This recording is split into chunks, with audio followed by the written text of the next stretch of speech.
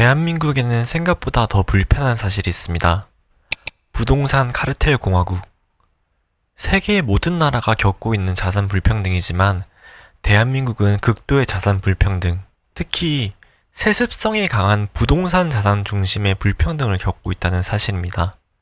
개인은 내 집 마련을 하기 전까지는 부동산이 말도 안 되게 비싸다라고 하지만 정부가 반강제하는 부동산 대출을 받아가며 꾸역꾸역 집을 사게 되면 부동산 가격을 필사적으로 방어하고 더 나아가 가격을 증대시키는 것이 인생 최대의 목표가 되어버렸죠. 생산적인 가치 활동으로는 더 이상 미래를 기대할 수 없기 때문에 정부가 돈을 풀면 부동산 가격 증가나 코인으로만까지 실물 경기까지는 도달할 힘이 없습니다. 저자는 이러한 대한민국을 고인물 사회 또는 과거에 갇혀있는 사회라고 얘기합니다. 모든 것을 빨아들이는 블랙홀인 대한민국 부동산으로 인해 경제 활력은 진작에 잃어버렸고 인구는 축소되며 부동산을 가진 사람과 가지지 못한 사람의 빈부격차가 고착화되는 사실상 세습사회로의 구조적 변화가 일어나고 있습니다. 이러한 대한민국 사회를 복원하고 정상화하는 방법이 있을까요? 저자는 사회를 구성하는 양축인 정치와 경제가 제자리를 잡게 하는 것부터 시작하면 된다고 합니다. 이번에 가져온 책은 건국대학교 경제학과 최백은 교수의 화폐 권력과 민주주의입니다. 이 책은 보수와 진보 가릴 것 없이 다소 불편하게 다가옵니다. 하지만 저자의 말을 쉽게 부정할 수는 없습니다. 정치와 경제, 뗄래야 뗄 수 없는 관계에 대한 이야기, 지금부터 시작해보겠습니다. 책은 사람은 사회적 동물이다라는 문구로 시작합니다. 왜 굳이 사람은 함께 사는 방식을 선택했을까요? 당연히 다른 군집동물처럼 함께 사는 것이 생존에 유리했기 때문입니다.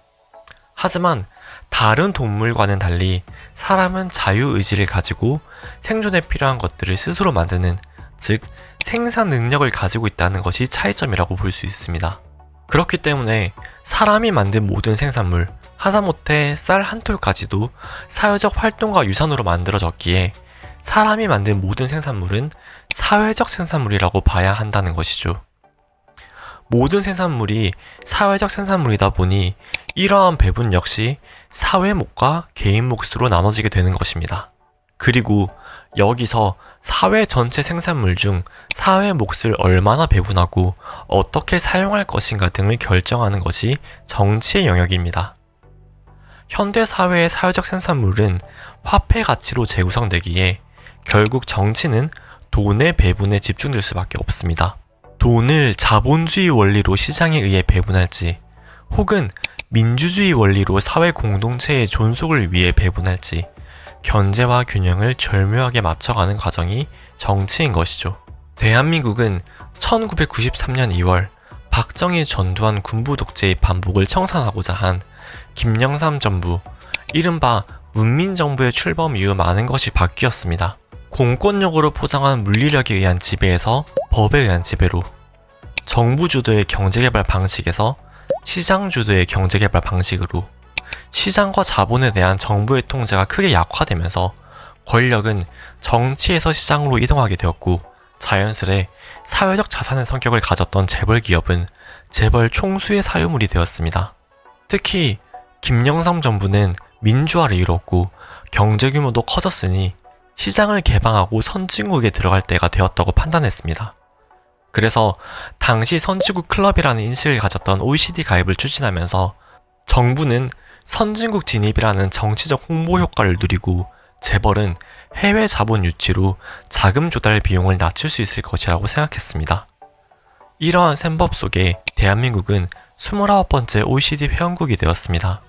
이렇게 자본거래 규제 해제에 따라 외국 자본 유입은 급증했지만 경제 시스템이 체계적으로 갖춰져 있지 않았던 대한민국은 1997년 여름 동남아시아에서 시작된 해외 자본의 갑작스러운 유출로 시작해 사상 최악의 국가부도 사태에 직면하게 됩니다. 네, 여러분도 잘 아는 IMF 외환위기죠. 대한민국은 1997년 IMF 외환위기 이후 사실상 해체되었습니다. 최소한의 재정 지출, 감세, 작은 정부 등 공공 영역을 축소하고 중앙은행의 독립성을 강조하거나 민간 금융의 중심으로 재구성하면서 대한민국은 원자와 파편화된 개인만 존재할 뿐 사회적 존재는 사라지고 각자 도생의 길이 시작되었습니다. 금융이 온전히 시장 주도로 이루어지면서 대한민국은 돈의 힘이 지배하는 곳으로 바뀌었고, 그 결과 극도의 불평등, 특히 세습성이 강한 부동산 자산 중심의 불평등이 나타나게 되었습니다. 사회가 발전하기 위해서는 새로운 가치를 만들어내는 생산과 함께 생산한 것을 배분해야 하는데, 자산의 80%가 부동산에 묶여있는 대한민국 사회에서는 부동산 자산 가치를 떠받쳐야만 사회와 경제가 생존할 수 있는 지경이 된 것이죠. 경제 성장과 인구 증가 등이 떠받치는 부동산 가치 증가는 정당성을 확보하지만, 문제는 부동산이 가치 창출 활동보다 우위를 점하는 상황에서 자원 배분과 국민 경제 왜곡이 심각해졌다는 것입니다. 경제 성장이 둔화됐으니 가계의 일자리나 소득 증가도 둔화될 수밖에 없는데, 부동산에 유입된 돈들은 부동산 가치가 계속 상승하기를 원하기 때문에 가계의 미래 소득인 부채를 끌어쓸 수밖에 없게 됩니다. 저금리 시대에는 이게 어느 정도 유지되었을지는 몰라도 고금리 시대에는 소비의 부담이 심해지다 보니 경제는 더욱 위축되게 되겠죠. 대한민국은 이렇게 시장에 잠식되어 서서히 죽어가게 됩니다. 그러면 우리는 대한민국에서 어떻게 살아남아야 할까요? 다시 앞으로 돌아가서 인간이 생산하는 모든 생산물은 사회적 생산물이라고 했습니다.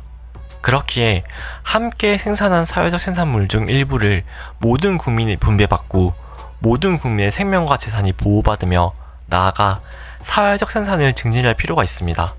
이에 시장에 맡겨져 있던 사회적 생산물, 즉 화폐의 배분을 점차 공공금융의 부분으로 끌어들여 양축이 균형을 맞춰가야 한다고 저자는 주장하고 있습니다.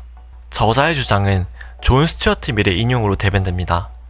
존 스튜어트 밀이 1848년 저술한 정치 경제학 원리 2권 분배에서는 노동 능력의 유무와 관계없이 제일 먼저 최소한 일정량을 공동체 모든 구성원의 최저 생계를 위해 떼어내고 나머지는 노동과 자본과 재능에 따라 나눈다.